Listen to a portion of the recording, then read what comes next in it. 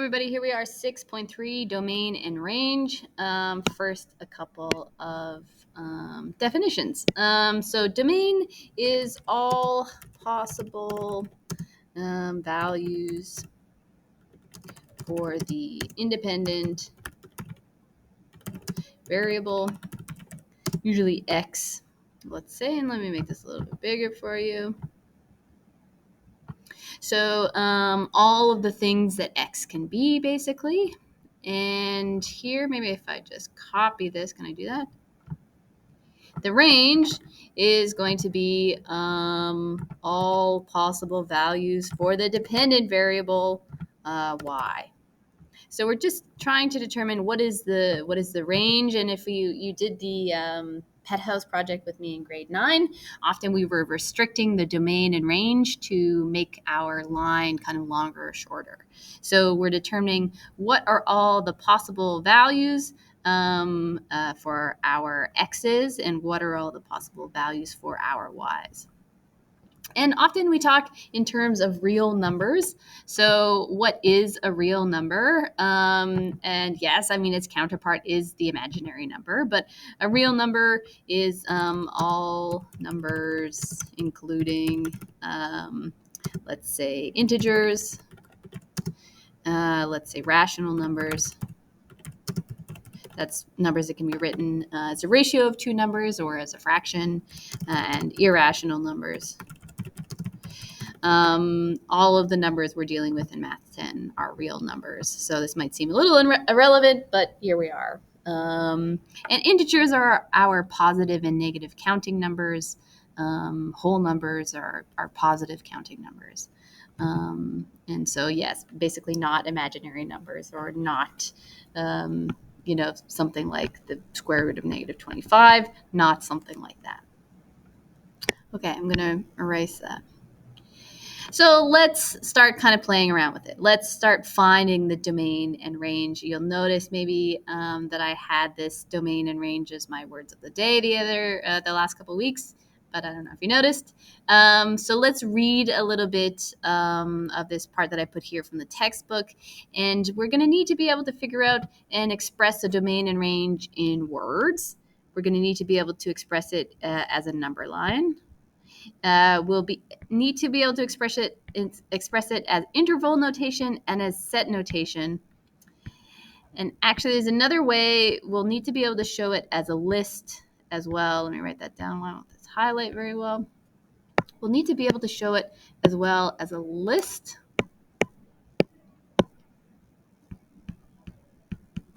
But that's only for discrete data.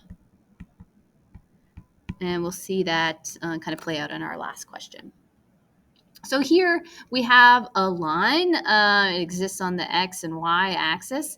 It seems to go in, if we're talking about the x's, it seems to go from right here, -6, to all the way to here, to +3.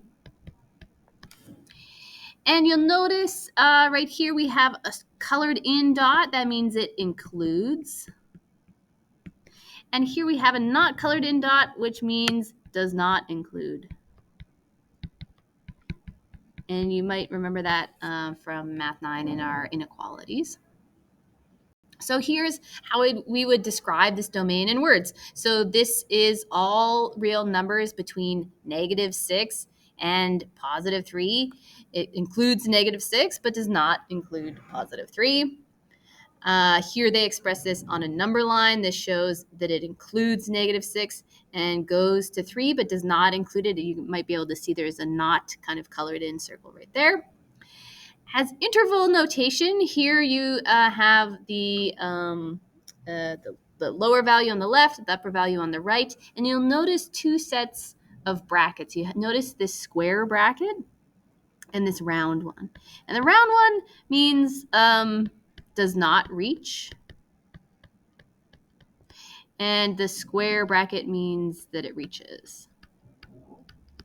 Okay, so it reaches -6 and goes to 3, but does not quite reach 3. And as set notation, a set is just kind of like a group of numbers. This, we use these squiggly brackets. That kind of denotes a set. And then we have an X. There's this line. This kind of just means such that.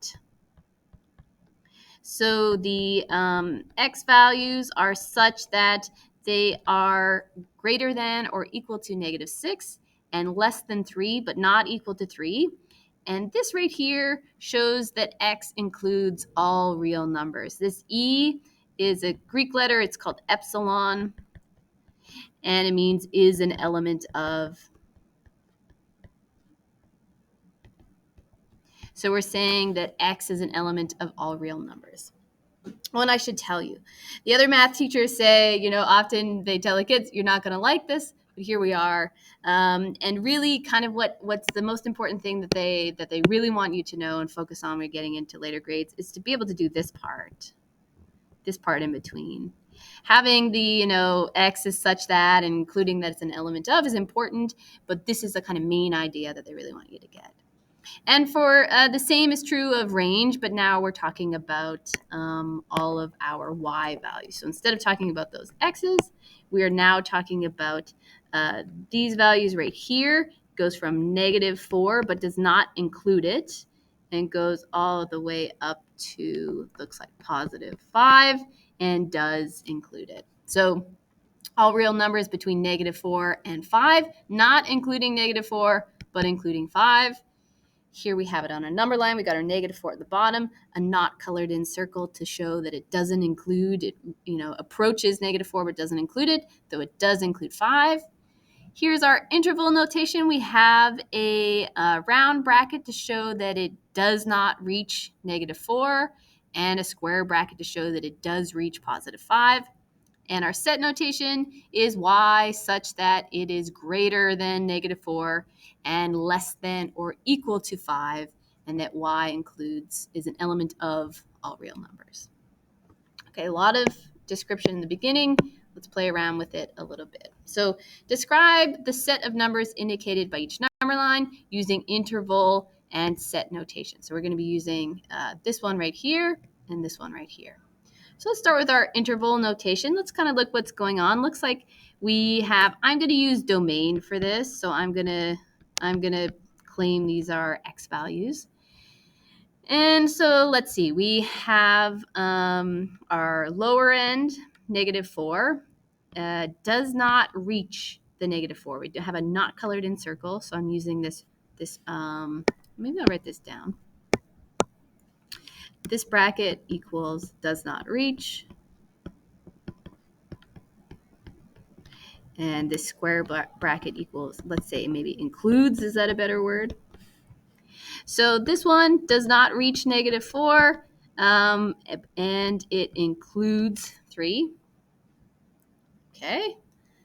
And as set notation, let's say we use our squiggly line. We have x is such that it is, let's see, -4 is our lower end. It's greater than, x is greater than that, but does not include that. And it is less than or equal to 3. And x includes all real numbers, or is an element of all real numbers. Okay, we'll practice again. Let's try this again. Just interval and set notation. Okay. Let's do the next one. Looks like our x's, I'm going to do domain. I could do range, but let's do domain. Looks like we have our lower end is 3. And looks like, so, and it does include that. So let's use our square bracket. And when's our upper end, though? Seems to go on and on forever. And how we show that is with this infinity symbol, like that, an 8 on its side. And you always, always, always use the round bracket for infinity, because if you think, you don't actually ever achieve affinity. You can't reach affinity. It goes on and on forever. So it's not really something that you can reach. It's not something you can achieve. So you never quite reach infinity. So that's how you would show that it, so that our x, the lower end is 3. It includes 3. We have the colored in dot. And the kind of upper end is infinity, and we're never going to reach that. And then we can show this in set notation with our little squiggly brackets. That means set. x is such that it has our 3, it's going to be greater than or equal to 3, and x is an element of all real numbers, like that. Okay, let's do our next one. Here we have a bit of a gap. So how do we deal with this? We basically deal with this with a bit of an or situation. So here we have that we start at -1 and we go on and on forever. So we want to, here's also, we show it as negative infinity, and it goes on and on forever. And our upper end is -1. And we have a colored in dot, so it includes that -1. Or we can have our lower end, it does not include the 4. And it goes, our upper end is infinity, goes on and on forever, and does not include that. Okay, so let's call this one our range. Why not? Is that it's going to go on and on forever to negative infinity, and it doesn't include that because we can't actually reach it. And the upper end is -1. We do include that because we have a colored in dot. Or it can be 4, but it doesn't quite reach the 4, so we use a round bracket. And the upper end is positive infinity, but it's not going to reach that, so we use the round bracket as well. And now we can show this as we use our squiggly bracket.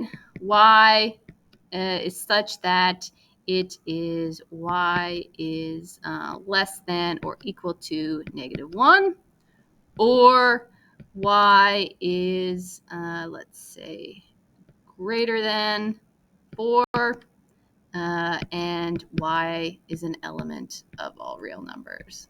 Squiggly bracket.